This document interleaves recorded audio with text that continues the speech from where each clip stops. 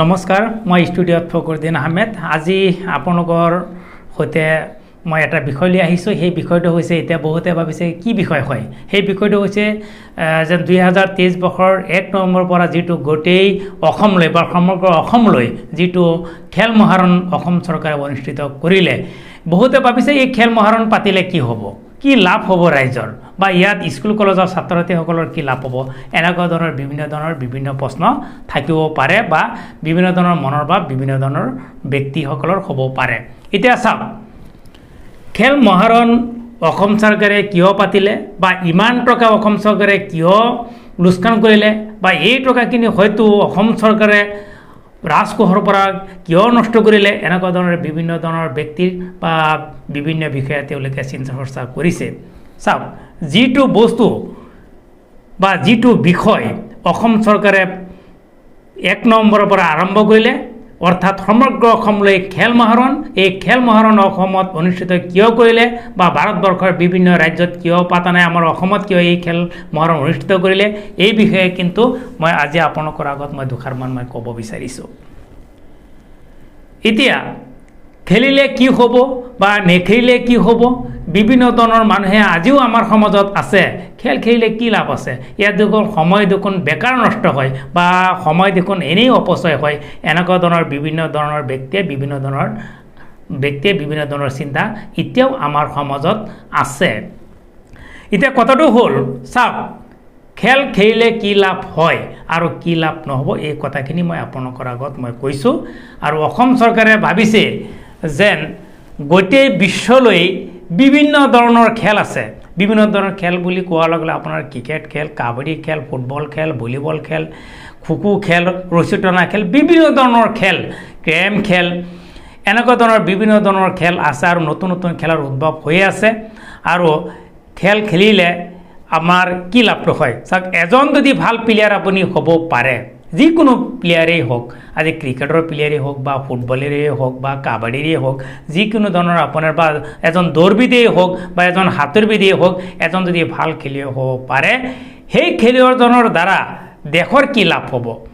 চাওক, সেই খেলুৱৈজনৰ দ্বাৰা আজি ধৰক পৃথিৱীত ধৰক 206খন বা 5খন দেশ আছে গোটেই বিশ্বলৈ। গতিকে গোটেই বিশ্বলৈ যিকেইখন দেশ আছে, সম্পূৰ্ণ দেশৰ সকলো দেশৰ কথা আমি ক'ব নোৱাৰিম, মাত্ৰ কেইটামান দেশৰ কথা আমি ক'ম বা আমি চিনিও, যেন বিশেষকৈ আমেৰিকা যুক্তৰাষ্ট্ৰ বুলি ক'লে গোটেই বিশ্বই যেনেকৈ চিনি পায়, বা ৰাছিয়া বুলি ক'লে গোটেই বিশ্বলৈ যেনেকৈ চিনি পায়, বা চীন বুলি ক'লে বা চাইনা বুলি ক'লে গোটেই বিশ্বলৈ চিনি পায়, বা ভাৰতবৰ্ষ বুলি ক'লে যেনেকৈ গোটেই বিশ্বলৈ বুলি চিনি পায়, বা ব্ৰাজিল বুলি ক'লে যেনেকৈ গোটেই বিশ্বলৈ চিনি পায়। কিয় চিনি পায়? হয়তো কিছুমান দেশত আজি ধৰক এনেকুৱা এখন দেশ আছে যিখন দেশক আমি চিনি নাপাওঁ। গতিকে এজন যদি ভাল খেলুৱৈ হয়, সেই খেলুৱৈজনৰ দ্বাৰাই আমি সেইখন দেশৰ পৰিচয় আমি বিশ্বৰ বুকুত আমি দাঙি ধৰিব পাৰোঁ। কেনেকুৱা ধৰণৰ, ভাৰত আৰু চাউথ আফ্ৰিকাৰ মাজত যিখন খেল হ'ল, এই খেলখনত য'ত নেকি দক্ষিণ আফ্ৰিকাও ভাল খেলিছে এইবাৰ বিশ্বকাপত, আৰু ভাৰতেও ভাবিছিল যেন আমি হয়তো আমি জিকিলেও কিন্তু হয়তো ইমান ৰাণত আমি কেতিয়াও ইমান ৰাণত জিকিম বুলি কেতিয়াও ভাৰতে ভবা নাছিল। কিন্তু এই যে ভাৰতৰ বিশেষকৈ এজন উদীয়মান খেলুৱৈ, এজন আগভাগ লোৱা খেলুৱৈ, এজন মানে কম মেটচ খেলি, অৰ্থাৎ য'ত শচীন তেণ্ডুলকাৰে 452টা মেচ খেলিলে, 452টা মেচ খেলি 49টা তেওঁ এদিনীয়া ODI চেঞ্চুৰী কৰিলে, আৰু ঠিক তেনেকৈ বিৰাট কোহলীয়ে 272খন মেচ খেলিয়ে 49টা ODI চেঞ্চুৰী কৰিলে। আজি যেন এই এটা উদাহৰণে দিছোঁ, আজি বিৰাট কোহলীৰ নামটো গোটেই বিশ্বলৈ বিয়পি পৰিছে। ক্ৰিকেটাৰ কোন হ'ল? বিৰাট কোহলী যদি ক'ৰবাত যায়, তেনেহ'লে মানুহে ভাবিব এইটো কোন দেশৰ প্লেয়াৰ, কোন দেশৰ খেলুৱৈ বা কোন দেশৰ ক্ৰিকেটাৰ, তেনেহ'লে নামটো ওলাব ভাৰতবৰ্ষৰ খেলুৱৈ বা ভাৰতবৰ্ষৰ এজন ক্ৰিকেটাৰ বা ভাৰতবৰ্ষৰ এজন প্লেয়াৰ। আজি যদিও কোনোবাই দেখে যদি ভাৰতবৰ্ষৰ নামটো যদি নাজানে, কিন্তু বিৰাট কোহলীৰ এটা উদাহৰণহে মই দিছোঁ, বিৰাট কোহলীৰ নাম অনুযায়ী আজি আমাৰ ভাৰতবৰ্ষখন চিনি পাইছে। তাৰপিছত মই ছানিয়া মিৰ্জাৰ কথা কৈছোঁ। ছানিয়া মিৰ্জা গোটেই বিশ্বলৈ চিনি পায় ছানিয়া মিৰ্জাক। আজি ছানিয়া মিৰ্জা যদি কয় কোন দেশৰ এজন প্লেয়াৰ বা কোন দেশৰ এজন টেনিছ খেলুৱৈ, সেই খেলুৱৈজনৰ নামৰ দ্বাৰাই অৰ্থাৎ সানিয়া মিৰ্জাৰ নামৰ দ্বাৰাই সেই খেলুৱৈজনৰ নামৰ দ্বাৰাই গোটেই বিশ্বলৈ চিনি পাব যেন এজন ভাৰতবৰ্ষৰ এজন টেনিছ তাৰকা। চাওক, যদি যাক আমাৰ ডিং এক্সপ্ৰেছ বুলি কোৱা হয় হিমা দাসে গোটেই বিশ্বলৈ এটা নাম কৰিলে যে ভাৰতবৰ্ষত 400 মিটাৰ দৌৰত ভাৰতৰ প্ৰথমগৰাকী মহিলা হৈছে হিমা দাস, যিজন হিমা দাসৰ দ্বাৰাই গোটেই ভাৰতবৰ্ষক পৰিচয় কৰাই দিলে। গতিকে এজন খেলুৱৈৰ দ্বাৰা এজন যদি ভাল খেলুৱৈ হ'ব পাৰে, মই এই কথাটো ক'ব বিচাৰিছোঁ, যদি এজন ভাল খেলুৱৈ হ'ব পাৰে তেওঁৰ দ্বাৰাই গোটেই বিশ্বলৈ সেইখন দেশৰ পৰিচয় দাঙি ধৰিব পাৰিব বা সেইখন দেশ অতি সোনকালে চিনাক্ত হৈ পৰে বিশ্বৰ বুকুত, বা সেই খেলুৱৈজনতো জনপ্ৰিয়তা হ'লেই বিশ্বখনৰ বুকুত ভাৰতবৰ্ষৰ নামটো বা ভাৰতৰ দ্বাৰা এনেকুৱা বিভিন্ন দেশেও সেই এজন ভাল খেলুৱৈ হ'ব পাৰিলে সেই দেশৰ নাম উজ্জ্বল কৰি দিয়ে। গতিকে আজি চাওক, আৰু বিভিন্ন ধৰণৰভাৱে এতিয়া খেলৰ পৰিচয়ৰ দ্বাৰাই কি হৈছে এখন দেশৰ আমি পৰিচয় কৰি দিব পাৰিছোঁ। তাৰ পিছৰ কথাটো মই ক'ব বিচাৰিছোঁ, পিছৰ কথাটো হৈছে মই এই কথাটো মই ক'ব বিচাৰিছোঁ, যদি আপুনি এজন ভাল খেলুৱৈ হ'ব পাৰে বা কোনোবাই দৰে স্কুল কলেজৰ ছাত্ৰ ছাত্ৰী এজন যদি ভাল খেলুৱৈ হয়, সেই খেলুৱৈজন অকল বিশ্বৰ বুকুত নাম উজ্জ্বল কৰি দিয়াই নহয়, তেওঁৰ জীৱনত আৰ্থিকভাৱেও তেওঁ সবল হ'ব পাৰিব। কেনেকুৱা ধৰণৰ, এতিয়া বিৰাট কোহলি ক্ৰিকেট খেলি কিমান টকাৰ মালিক হৈ গ'ল, সৌৰভ গাংগুলী ক্ৰিকেট খেলি কিমান টকাৰ মালিক হৈ গ'ল, MS ধোনী, মহেন্দ্ৰ সিং ধোনী তেওঁ ক্ৰিকেট খেলি কিমান টকাৰ মালিক হৈ গ'ল। তেওঁলোকৰ চাকৰি নালাগে, কিন্তু এজন চাকৰিয়ালক এজন DC হৈছে, এজন SP হৈছে, কিন্তু এজন DC বা SPক হয়তো এটা নিৰ্দিষ্ট ঠাই এলেকালৈহে চিনি পায়, কিন্তু এজন খেলুৱৈক গোটেই বিশ্বলৈ গোটেই দেশে চিনি পায়, দেশখনৰ লগতে গোটেই বিশ্বলৈ চিনি পায়। এজন ভাল খেলুৱৈ হ'ব পাৰিলে এজন DC SPক এজন নিৰ্দিষ্ট এলেকাত চিনি পায়, কিন্তু তেওঁক বিশ্বলৈ চিনি নাপাবও পাৰে বা কেতিয়াও সেইটো সম্ভৱৰ কথাও নহয়। এজন আমেৰিকাত কোন DC আছে বা ৰাছিয়াত কোন ইঞ্জিনিয়াৰ আছে, সেইজন ইঞ্জিনিয়াৰক আমি হয়তো চিনি নাপাবও পাৰোঁ, কিন্তু এজন যদি ভাল খেলুৱৈ হয় বা যি দেশৰে নহওক, ভাৰতবৰ্ষৰে হওক, ৰাছিয়াৰে হওক বা আমেৰিকাৰে হওক বা ফ্ৰান্সৰে হওক বা ব্ৰাজিলৰে হওক, এজন ভাল ফুটবল খেলুৱৈ যদি হয়, সেই খেলুৱৈজনৰ দ্বাৰাই আমি বিশ্বৰ যিকোনো দেশক আমি পৰিচয় কৰি দিব পাৰোঁ। আৰু তেওঁৰ ভাল খেলিলে চৰকাৰৰ ফালৰ পৰা বিভিন্ন সুবিধা পায়, টকা পইচাৰ সুবিধা পায়। আৰু চাওক, এজন যদি ভাল খেলুৱৈ হয়, সেই খেলুৱৈজনৰ দ্বাৰাই যদি আপুনি যদি এতিয়া IPS পঢ়িব লাগে বা IAS পঢ়িব লাগে, তেনেহ'লে এজন খেলুৱৈ যদি মেট্ৰিক পাছ হয় বা হায়াৰ ছেকেণ্ডেৰী পাছ হয় বা BA পাছ হয়, সেই খেলুৱৈজনক হয়তো IPS চাকৰি পাই যাব পাৰে বা DC ৰেংকৰ এনেকুৱা ধৰণৰ চাকৰি পাই যাব পাৰে। আজি আপুনি IAS পঢ়িব লগা হৈছে বা IPS পঢ়ি আপুনি যি পৰিশ্ৰম কৰিও আপুনি মানে সেই পদবী আপুনি পায়, কিন্তু এজন যদি খেলুৱৈ যদি মেট্ৰিক পাছ বা হায়াৰ ছেকেণ্ডেৰী পাছ থাকে, মই কমটোৱে কৈছোঁ, তেনেহ'লে মই BA পাছ MA পাছ সেইখিনি কথা কোৱা নাই, তথাপিও সেই খেলুৱৈজনে আজি SP চাকৰি পাই যাব পাৰে বা DC। অসম চৰকাৰে ইমান কোটি টকা খৰচ কৰিলে, বিভিন্নজনে ভাবিছে নহয় এই টকাখিনি মোৰ মতে বা মোৰ দৃষ্টিকোণেৰে বা মই ভাবিছোঁ যে এই টকাখিনি বিফলে যোৱা নাই। এই টকাখিনিৰ দ্বাৰাই ক'ৰবাত নহয় ক'ৰবাত কোনো এটা পঞ্চায়তে দিয়ে হওক বা কোনো এটা সমষ্টিতে হওক বা কোনো এটা জিলাতে হওক, এজন ভাল খেলুৱৈ ইয়াৰ পৰা নিশ্চয় বাছনি কৰা হ'ব। অসম চৰকাৰে এনেকুৱা এটা ব্যৱস্থা লৈছে যেন প্ৰত্যেকটো পঞ্চায়তে এই খেল মহাজাগৰণ অনুষ্ঠিত কৰিব লাগিব, আৰু পঞ্চায়তৰ পৰা যাব ব্লক পৰ্যায়ত, ব্লক পৰ্যায়ৰ পৰা যাব জিলা পৰ্যায়ত, জিলা পৰ্যায়ৰ পৰা যাব ৰাজ্যিক পৰ্যায়ত, ৰাজ্যিক পৰ্যায়ৰ পৰা যাব ৰাষ্ট্ৰীয় পৰ্যায়ত, ৰাষ্ট্ৰীয় পৰ্যায়ৰ পৰা যাব যেন আন্তঃৰাষ্ট্ৰীয় বিশ্বৰ বুকুত যেন আমাৰ অসমৰ নাম উজ্জ্বল কৰি দিব পৰা যেন খেলুৱৈ ইয়াত তৈয়াৰ হয়। এবাৰ কেইবাটাও খেলুৱৈ ইয়াত সংযোগ কৰা হৈছে, গতিকে সেই খেল বিষয়ৰ কথাবিলাক হয়তো আপোনালোকে জানে। বিশেষকৈ এই কথাখিনি স্কুল কলেজত পঢ়ি থকা ছাত্ৰ ছাত্ৰীসকলে মনোযোগ দিয়া উচিত, যেন এই খেল মহাৰণত যেন বহুত ঠাইত খেল মহাৰণ হৈ গ'ল আৰু বিভিন্ন ঠাইত এই নৱেম্বৰ মাহৰ ভিতৰত গোটেই মাহটোৱে হ'ব। আৰু এইকাৰণে অসম চৰকাৰে খেল পাতিছে যেন গাঁৱৰ বুকুতো, গাঁৱৰ মাজতো যেন প্ৰতিভা আছে, যেন এনেকুৱা গাঁৱলীয়া ল'ৰা ছোৱালী আছে যে স্কুল কলেজ পঢ়িছে, যেন যদি আজি আমি গুৱাহাটী যাব নোৱাৰোঁ, আজি আমি দিল্লী যাব নোৱাৰোঁ, ভাল এজন প্ৰশিক্ষক আমি নাপাওঁ, গতিকে অসম চৰকাৰে এই কথাটো ভাবিছে যেন প্ৰত্যেকটো গাঁৱে এজন ভাল খেলুৱৈ যেন আমি চিনাক্ত কৰিব পাৰোঁ, আৰু চিনাক্ত কৰি যেন সেই খেলুৱৈসকলক ব্লক পৰ্যায়ৰ পৰা জিলা পৰ্যায়, জিলা পৰ্যায়ৰ পৰা ৰাজ্যিক পৰ্যায়, আৰু ৰাজ্যিক পৰ্যায়ৰ পৰা যেন ৰাষ্ট্ৰীয় পৰ্যায়, আৰু ৰাষ্ট্ৰীয় পৰ্যায়ৰ পৰা যেন আন্তঃৰাষ্ট্ৰীয় পৰ্যায়ত যেন অসমৰ এনেকুৱা ধৰণৰ ভাল খেল খেলা খেলুৱৈসকলক যেন আমি বিশ্বৰ বুকুত আমাৰ অসমৰ নামটো যেন আজি পৰিচয় কৰি কৰি দিব পাৰে সেই ব্যৱস্থা অসম চৰকাৰে আজি লৈছে। আৰু চাওক হিমা দাস বুলি ক'লে হয়তো যেতিয়া হিমা দাসে খেলত যোৱা নাছিল, হিমা দাস এজন গাঁৱলীয়া ছোৱালী, কোনোৱে ভবাও নাছিল, কোনো কল্পনা কৰিব পৰা নাছিল যে বহুতে ভাবিছে যে আমি খেল মহাৰণ কৰি বা খেলত আগভাগ লৈ এই খেল মহাৰণত আগভাগ ল'লে আমাৰ কি লাভ হ'ব, সময় লোকচান হ'ব। নহয়, আজি হিমা দাসৰ নিচিনা এজনী ছোৱালী মানুহ তেওঁ যদি আজি ক'বলৈ গ'লে গাঁও অঞ্চলত থাকি বিশ্বৰ বুকুত ভাৰতৰ নাম উজ্জ্বল কৰাৰ লগতে অসমৰ নাম উজ্জ্বল কৰিছে, আৰু সেইকাৰণে ক'বলৈ গ'লে আমাৰ অসমখনেও আজি হিমা দাসক লৈ আমি গৌৰৱান্বিত, গোটেই অসমবাসী আমি গৌৰৱান্বিত।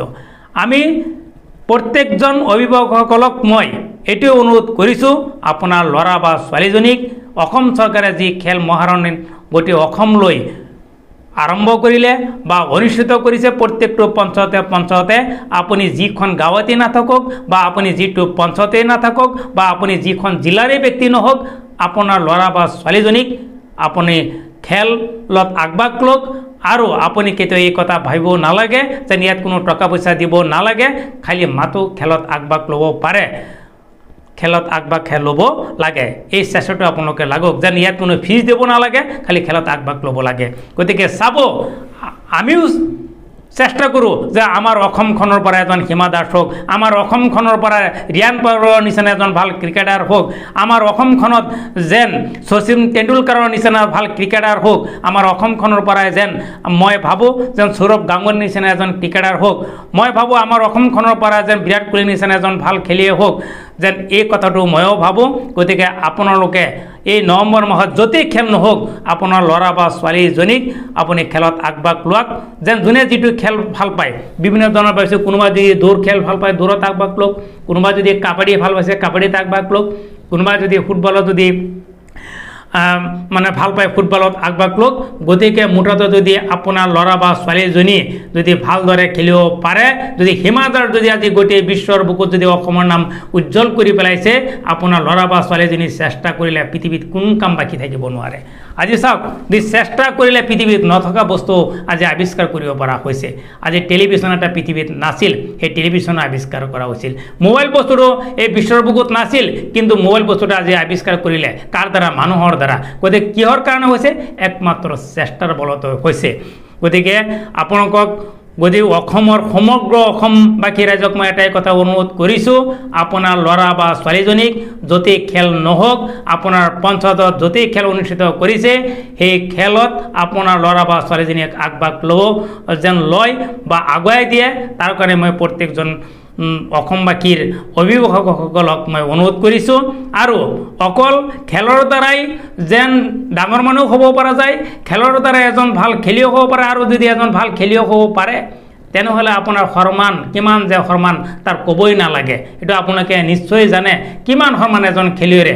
এজন প্ৰাইম মিনিষ্টাৰ, আজি আমাৰ ভাৰতৰ প্ৰধানমন্ত্ৰী নৰেন্দ্ৰ মোদী ডাঙৰীয়া আছে, যেন এজন প্ৰাইম মিনিষ্টাৰক হয়তো আমাৰ ভাৰতবৰ্ষলৈ চিনি পায়, হয় বিভিন্ন পৃথিৱীৰ অন্যান্য ৰাষ্ট্ৰবিলাকে চিনি নাপাবও পাৰে, কিন্তু এজন ভাল খেলুৱৈ হ'লে গোটেই বিশ্বলৈ কিন্তু সেই খেলুৱৈজনক চিনি পায়, আৰু তেওঁৰ সন্মানেই বেলেগ, তেওঁ এজন সন্মানেই বেলেগ। এজন খেলুৱৈ হ'ব পাৰিলে মই কওঁ যে গোটেই বিশ্বলৈ চিনি পায়, যেন এজন প্ৰাইম মিনিষ্টাৰ এখন দেশৰ ভিতৰত তেওঁৰ সন্মান থাকিব পাৰে, বা কোনোবা এখন দেশত যদি ভ্ৰমণত যায় তাত তেওঁ সন্মান পায়, বা গোটেই বিশ্বলৈ চিনি নাপাবও পাৰে, বা এজন কোনোবা ভাৰতৰ ৰাষ্ট্ৰপতি হ'ল বা আমেৰিকাৰ ৰাষ্ট্ৰপতি হ'ল, তেওঁ যদি ক'ৰবাত যায় তেওঁক তাত সন্মান কৰিব পাৰে। কিন্তু এজন খেলুৱৈৰ যিটো সন্মান মই ভাবোঁ যেন এজন প্ৰাইম মিনিষ্টাৰ এজন ৰাষ্ট্ৰপতিতকৈ যেন বেছি হয়, মোৰ মতে মই সেইটো কৈছোঁ। আৰু খেল ধেমালি কৰিলে কি হয়? অকল চাওক, খেল ধেমালি অকল নামৰ কাৰণেই নহয়, নামটো এটা আছে দি ভাল খেলুৱৈ হয়। আপোনাৰ স্বাস্থ্য সুস্থিৰ কৰি ৰাখিব, বিভিন্ন ধৰণৰ বেমাৰ আজাৰৰ পৰা আপোনাৰ কি খেলৰ দ্বাৰা আপোনাৰ স্বাস্থ্য সুৰক্ষিত হৈ থাকে, আপোনাৰ স্বাস্থ্য এজন সুস্বাস্থ্যৱান ব্যক্তি আজি হৈ থাকিব আপুনি পাৰিব। চাওক, যদি আজিকালি বিভিন্ন ধৰণৰ বেমাৰ আজাৰ হৈছে, বিভিন্ন ধৰণৰ ডক্তৰসকলে ডাঙৰ ডক্তৰসকলে পৰামৰ্শ দিয়ক, পাৰিলে আপোনালোকে ৰাতিপুৱা ব্যায়াম কৰিব, খোজকাঢ়িব, বা কিছুমান ডক্তৰে এনেকুৱা পৰামৰ্শ পাৰিলে আপুনি পানীত সাঁতুৰিব, বা পাৰিলে আপোনালোকে খেলা ধূলাও কৰিব। চাবচোন আপোনালোকে যিসকলে ফুটবল খেলে, যিসকলে ক্ৰিকেট খেলে, এইসকল ব্যক্তিৰ কিন্তু এই খেলুৱৈসকলৰ আপোনাৰ আপোনালোকে ভালদৰে লক্ষ্য কৰি চাব এই খেলুৱৈসকলৰ বেমাৰ আজাৰ কিন্তু কম আৰু যেন চেহেৰা যেন কোনো পৰিৱৰ্তন নহয়, নিজৰ স্বাস্থ্যৰ যেন কোনো পৰিৱৰ্তন নহয়। আৰু যিজন মানুহ খেলিব যিজন মানুহ নেখেলে সেইজন মানুহ আপোনাৰ লক্ষ্য কৰি চাব, সেই মানুহজনৰ আপুনি বহি খাওক বা ফেনৰ তলত থাকক বা AC ৰুমৰ তলত থাকক, কিন্তু মানুহজনৰ চেহেৰা দেখিব খুব ভাল, কিন্তু মানুহজনৰ ডায়েবেটিছ হৈছে, ক'ৰবাত এপেণ্ডিক্স হৈছে, ক'ৰবাত গ'ল্ড ব্লেডাৰ হৈছে। কিন্তু এনেকুৱা ধৰণৰ ডাঙৰ ডাঙৰ বেমাৰৰ পৰা আমি ভালদৰে যদি দৈনিক যদি আমি ব্যায়াম কৰোঁ, তেনেহ'লে এনেকুৱা ধৰণৰ বেমাৰৰ পৰাও ক'বলৈ গ'লে আমি হাত সাৰি থাকিব পাৰোঁ। গতিকে মই কওঁ, অসম চৰকাৰে যি এটা প্ৰচেষ্টা লৈছে, অসম চৰকাৰে এই প্ৰচেষ্টাত আজি সকলোৱে আগভাগ লওক। গতিকে ময়ো অসমৰ মুখ্যমন্ত্ৰী ডক্টৰ হিমন্ত বিশ্ব শৰ্মা ডাঙৰীয়াক এনেকুৱা এটা প্ৰচেষ্টা লোৱাৰ কাৰণে তেখেতকো মই ধন্যবাদ জনাইছোঁ। আৰু অসমখনক যেন আৰু এই খেল ধেমালিৰ মাধ্যমত যেন অসমৰ চুকে কোণে থকা যিবিলাকৰ নাম আমি হয়তো নাজানিব পাৰিলোঁ হয়, এই অসমৰ সমগ্ৰ অসমৰ খেল মহাৰণৰ দ্বাৰাই যেন আমাৰ অসমৰ বুকুত আৰু নতুনত্বৰ খেলৰ অৰ্থাৎ নতুন নতুন খেলুৱৈৰ জন্ম হ'ব বা যিকোনো ধৰণৰ খেলুৱৈৰ জন্ম হ'ব, আৰু সেই খেলুৱৈসকলে অসমৰ হকে মেডেল আনিব বা সেইসকল খেলুৱৈয়ে অসমৰ নাম উজ্জ্বল কৰিব। হিমা দাসৰ নিচিনা সেইসকল খেলুৱৈয়ে যেন আমাৰ বিশ্বৰ বুকুত যেন আন্তঃৰাষ্ট্ৰীয় পৰ্যায়ত খেল খেলি যেন অসমৰ নাম যেন কঢ়িয়াই আনে। গতিকে তাৰ কাৰণে মই সকলো অসমবাসী ৰাইজক, সকলো অভিভাৱকসকলক মই অনুৰোধ জনাইছোঁ। গতিকে মই সদস্যতে মই অনুৰোধ কৰিব বিচাৰিছোঁ, খন্তেক পিছতে মই অনুষ্ঠান মই সামৰিম, অৰ্থাৎ খন্তেক পিছতে মই এই অনুষ্ঠানৰ পৰা মই বিদায় ল'ম। গতিকে আপোনাৰ ল'ৰা বা ছোৱালীজনীক আপোনাৰ পঞ্চায়ত য'তে খেল পাতিছে ত'তে আগভাগ লওক আৰু শিক্ষা দীক্ষাৰ লগতে খেল খেলিবই লাগিব। গতিকে অসমৰ সদস্যত অসমৰ